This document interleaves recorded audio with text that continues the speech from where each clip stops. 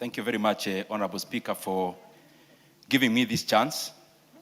And Honorable Speaker, I call upon all of us as members in the National Assembly, because clearly this issue is headed for mediation, that it is important that we also be considerate as the members of the National Assembly to also our county governments.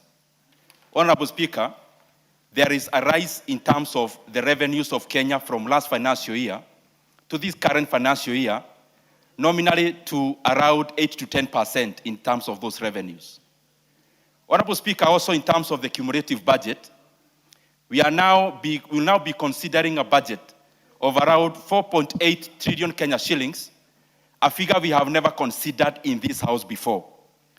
And therefore, Honorable Speaker, my call is that we must support devolution and be seen to actually support it, because we have actually maintained the same amount we gave to our county governments, the shareable revenue of 420 billion Kenya shillings.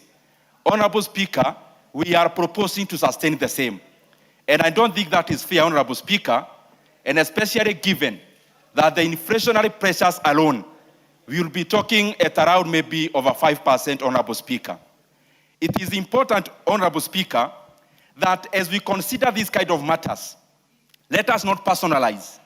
When we personalize that we are giving this money to specific governors, we are likely, Honorable Speaker, to be subjective about bringing some frivolities about who needed to call what and write to which letter to the Speaker.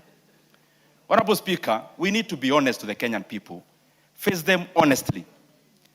Honorable Speaker, we now have a situation in this country where the government joined opposition and the opposition joined government, Honorable Speaker. That even as we listen here, the majority side and the minority side leadership, Honorable Speaker, are required singing the same song, Honorable Speaker. And Honorable Speaker, in such a house of debate, there must be alternative voices, Honorable Speaker. Honorable Speaker, we are lying to ourselves, Honorable Speaker, and to the Kenyan people, that in this house there is a minority side and the majority side. There is none, Honorable Speaker.